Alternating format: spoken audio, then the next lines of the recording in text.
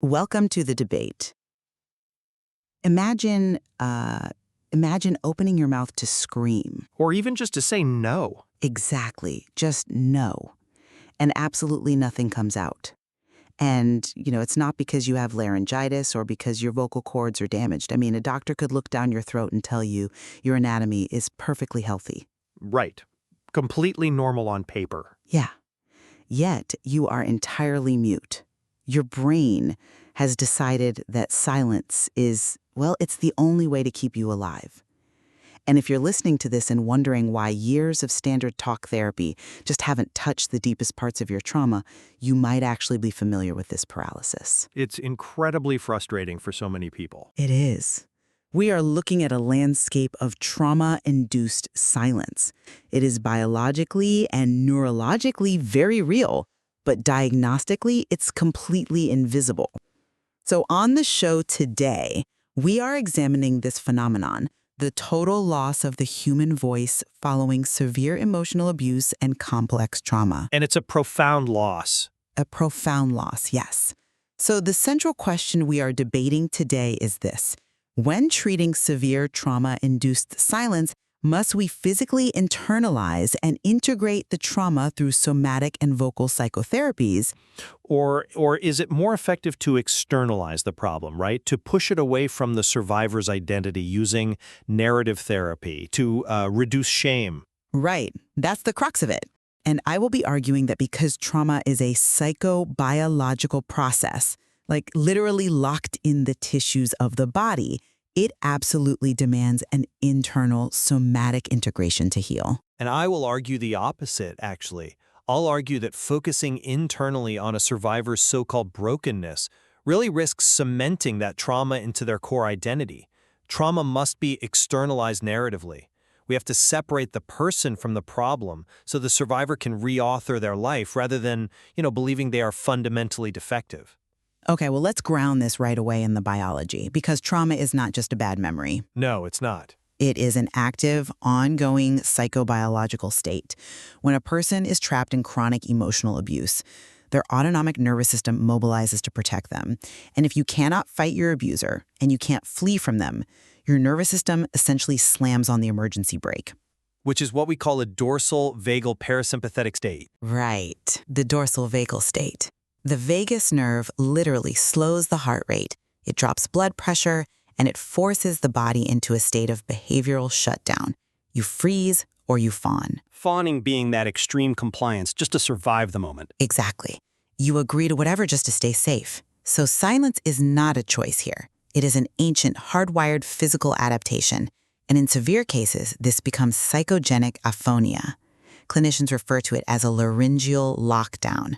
The emotional terror is unconsciously converted into a neurological inability to speak. But wait, let me just finish this thought. You cannot think your way out of a paralyzed vocal cord because the trauma fundamentally alters the nervous system and is physically internalized. Healing requires an internal, somatic approach. We have to look at modalities like internal family systems, which works with internal fragmented parts of the psyche, and vocal psychotherapy, which uses actual acoustic vibration to physically wake the nervous system back up. I have to stop you right there. Because while the physiological freeze response is real, and I agree that it is, the framework you're using to treat it is incredibly risky. Risky? How is it risky? Well, think about it. By the time victims of emotional abuse sit down in a clinical setting, they have spent years, sometimes decades, believing that something is inherently wrong with them. I mean, their abuser has told them they are broken, and they believe it. Sure, the self-blame is immense. It's a crushing burden of self-blame. So if a clinician then steps in and says, your nervous system is broken, your internal family is fragmented, we need to fix your inner self, you are completely reinforcing a problem-saturated identity. I don't think it's confirming a defect. But it feels like it to them. You are confirming their deepest fear, which is that the defect is inside them. This is why I draw on Michael White and David Epstein's narrative therapy. This framework operates on one vital, non-negotiable principle. The person is not the problem. The problem is the problem. Okay, but how does that address the physical paralysis? By changing the relationship to it. If a client says, "I am a silent, broken person," that silence is fused to their identity. But if we externalize it, if we treat, say, the silence or the depression as an outside entity that is just visiting them, the survivor is immediately freed from the internalized critic born of their abuse. We map how the silence operates, and they reauthor their story from a place of agency, not inherent defectiveness. I hear you, but you are treating the internalized critic as if it is just a bad story that can be edited. And it isn't. It's a powerful narrative. It's a physical bottleneck. When an abuser's voice becomes internalized over years of trauma, it creates a persistent internal mechanism that compounds avoidant behaviors. The cognitive systems literally shut down because the brain's alarm center, the amygdala, is firing way too fast. Okay, let's look at an example then. Yeah, let's use a hypothetical case study to make this real. Take a client, let's call her Sarah. So Sarah has spent 10 years in an emotionally abusive marriage. Now, even in safe environments like, say, a work meeting, if she tries to disagree with her boss, her throat physically tightens and she loses her voice. Right, she's triggered. She is experiencing functional neurological symptom disorder. Her vocal folds work perfectly fine when she coughs, but she cannot voluntarily speak. How exactly does distancing herself narratively reach the preverbal acoustic trauma that is physically paralyzing her throat muscles? I mean, you can't just change your narrative about a broken leg. You have to physically set the bone. I reject the broken leg analogy entirely. Why? It's a physical symptom. Because a broken bone is a strictly structural, mechanical failure. Complex trauma is a meaning-making crisis that produces physical symptoms. The reason Sarah's throat tightens is because of the meaning her brain has attached to speaking up. She fundamentally believes it will lead to annihilation. Yes, because her body remembers the threat. Right, but externalization is precisely what relieves that physical bottleneck. Let's look at Sarah. In an abusive dynamic, victims often fall into the compassion trap. This is a psychological mechanism where the victim defends the abuser. They say, "Oh, he only yells because he had a hard childhood." They absorb the abuser's guilt into their own body. They certainly do. So if I use narrative therapy with Sarah, I don't tell her we need to fix her paralyzed throat. I ask her, when the silence enters the room during your meeting, how does it convince you to push your own needs aside? You're just changing the semantics. No, this linguistic shift does something profound neurologically. It creates immediate cognitive distance. It dismantles her internalized critic by positioning the silence as a tactic acting upon her rather than a flaw within her. She stops taking the blame into her physical core, and that cognitive relief is what actually signals the nervous system to relax the throat. I just completely disagree that cognitive distance resolves a somatic freeze. In fact, in internal family systems, or IFS, we understand that what you are calling the silence isn't an external invader at all. It is a protective part of Sarah's own psyche. But framing it as part of her mind is exactly what causes the shame. Not if you understand the model. IFS recognizes that the ego dynamically suborganizes to survive trauma. Sarah has a manager part that silences her to keep a vulnerable, traumatized exile part safe from being attacked. If you externalize that manager, if you call it an outside problem or a disease visiting her, you are alienating a piece of her own mind that worked incredibly hard to keep her alive. But we aren't alienating it. Healing doesn't come from pushing the silence out of the room. It comes from turning inward, bringing self-leadership and compassion to that silent manager, and thanking it for its protection so it can finally let go of the physical vocal cords. Okay, but externalizing does not mean demonizing. It means creating the objective distance necessary to actually access that compassion you're talking about. I mean, if Sarah is completely blended with her silence, if she believes I am the silence, she cannot observe it. Externalizing it leaves room for responsibility without the toxic shame. She can observe it internally, though. But it's much harder. She is no longer held responsible for being defective, but she's invited to take a stance on how she wants this problem to operate in her life moving forward. Once we pull the silence outside of her, we move to the mechanics of narrative healing, which is reauthoring. We hunt for what Michael White calls unique outcomes or sparkling events. Sparkling events. Yes, these are the raw materials for a new identity. We ask Sarah, Tell me about a time this week when the silence tried to shut your throat, but you managed to whisper a boundary anyway. By cognitively reconstructing those specific moments, she logically builds a new empowered identity out of what the literature calls the silence of the forest. Well, let's explain what the silence of the forest actually implies, because I think it perfectly illustrates my point. The metaphor describes an environment so dense, so systemic, and so pervasive with abuse that the survivor literally cannot see the trees. They only know the silence that has swallowed them whole. Right. It's all-encompassing. And you are arguing that Sarah can logically map her way out of that forest by finding sparkling events.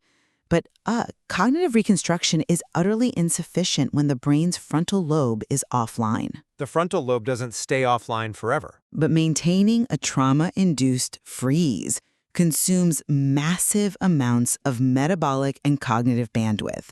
You cannot logic your way out of a dorsal vagal shutdown.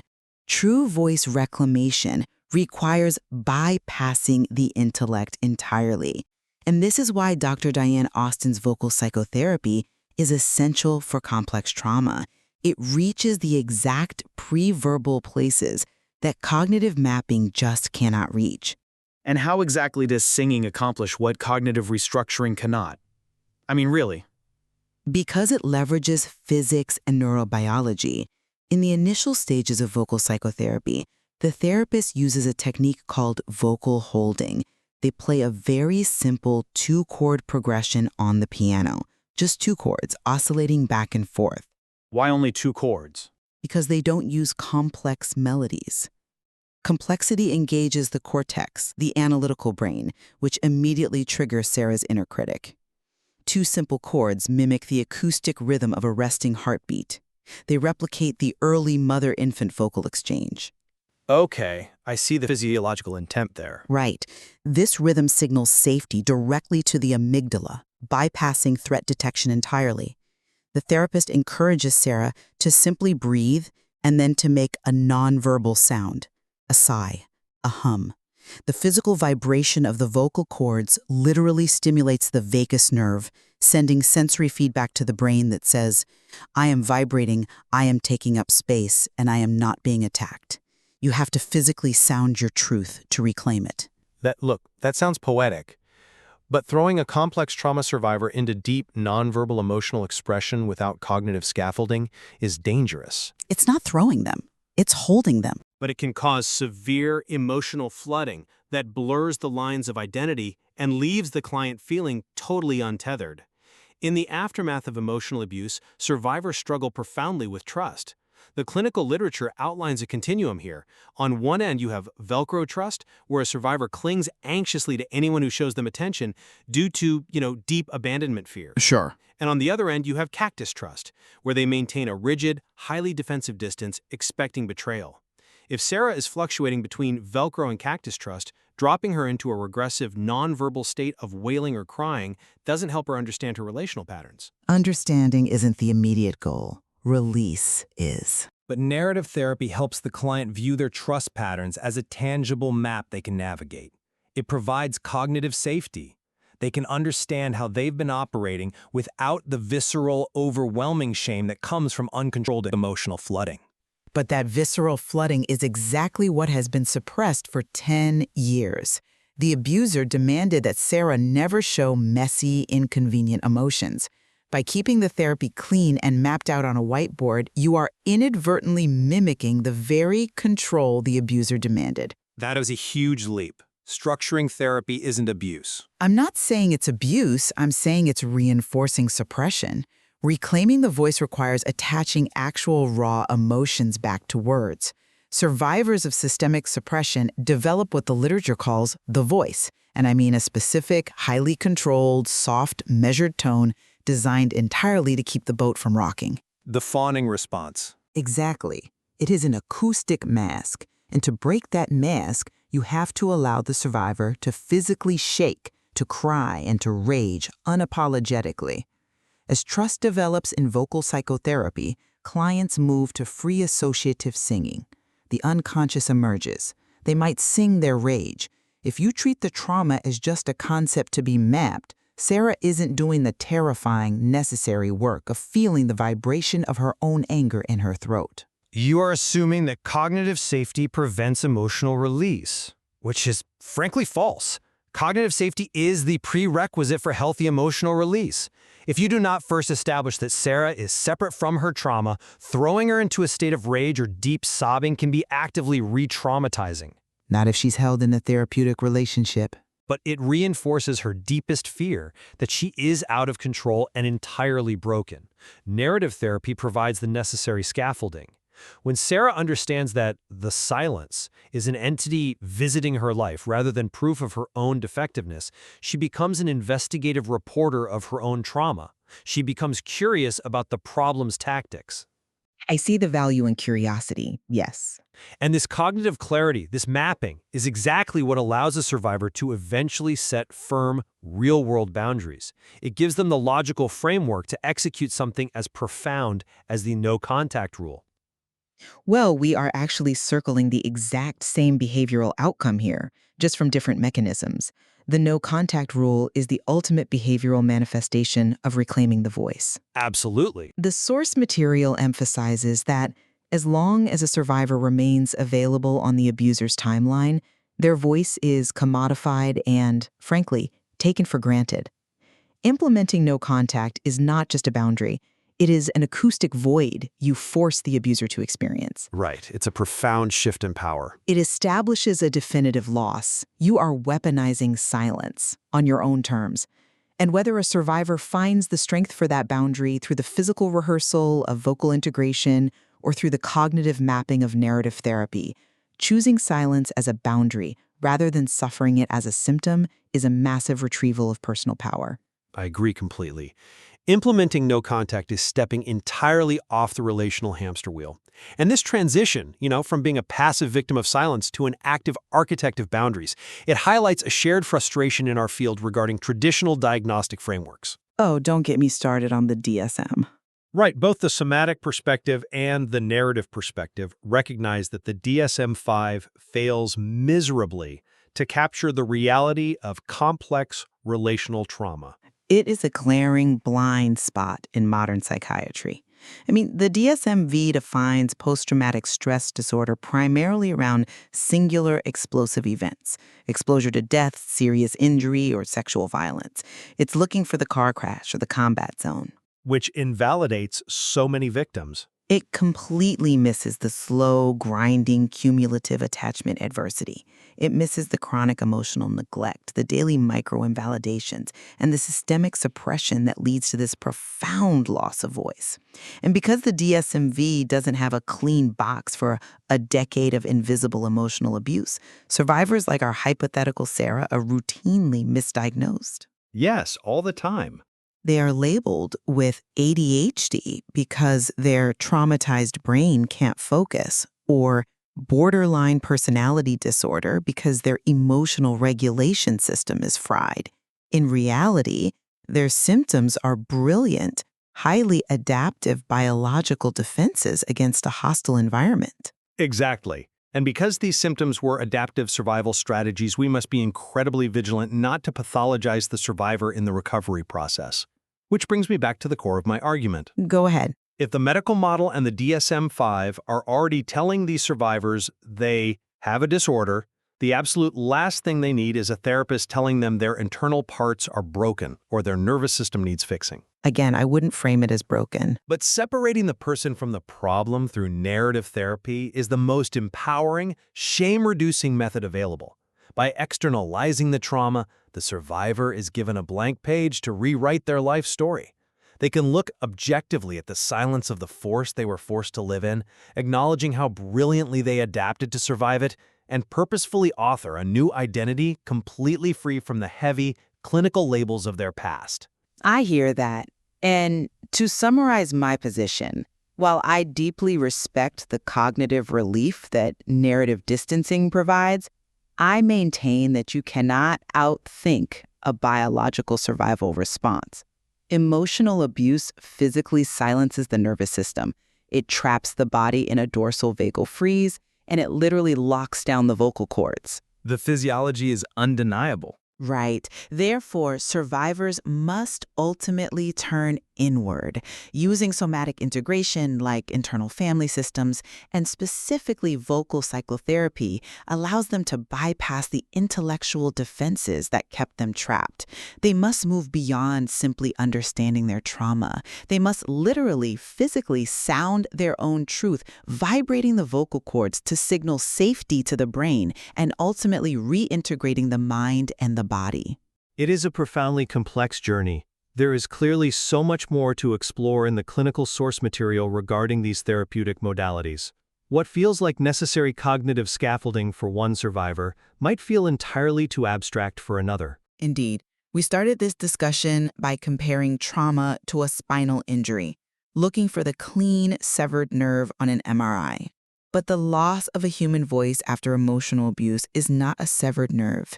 It is more like a magnificent instrument that has been carefully, systematically detuned by someone else just so it wouldn't disrupt their storm.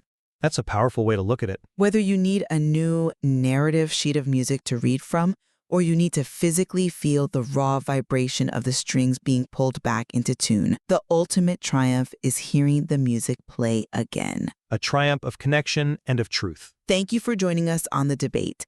Keep questioning, keep listening, and we'll see you next time.